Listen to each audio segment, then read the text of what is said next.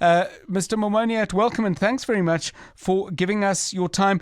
Presumably, compliance in these kinds of things is achieved over quite a long period of time. It's something you achieve and then presumably you maintain. How did we get in a position where we're in danger of what would be a very, very damaging development for our country? Yes, John, and hello to your listeners as well.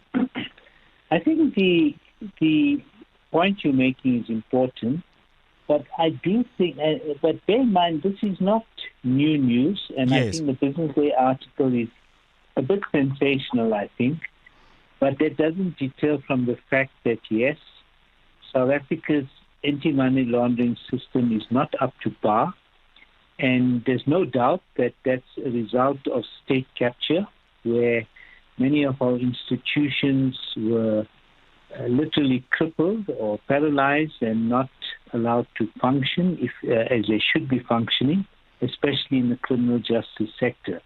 So, it's not just an issue that we're weak on anti-money laundering. We're generally weak on dealing with any financial crimes and or corruption and so on.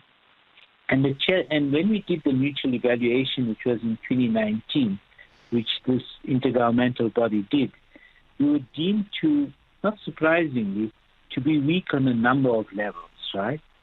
So, for example, the score you read, we were compliant in it's not just 4 or 5, but we were compliant or largely compliant on 20 of the 40 measures. Right. But on the other 20, we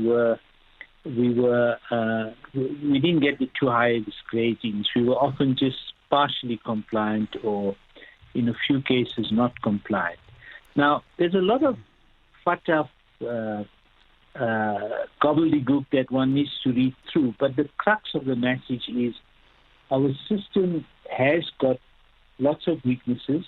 Yes. And the legal issues we can fix up through changing legislation, and we should be able to do by the end of the year. I'm fairly confident about that.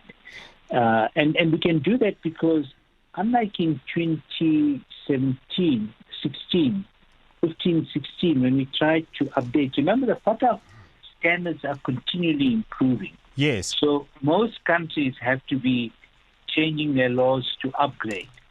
And when we tried to upgrade in 2015-16, we actually found huge resistance within Cabinet to make even the legislative changes and introduce concepts like politically exposed persons.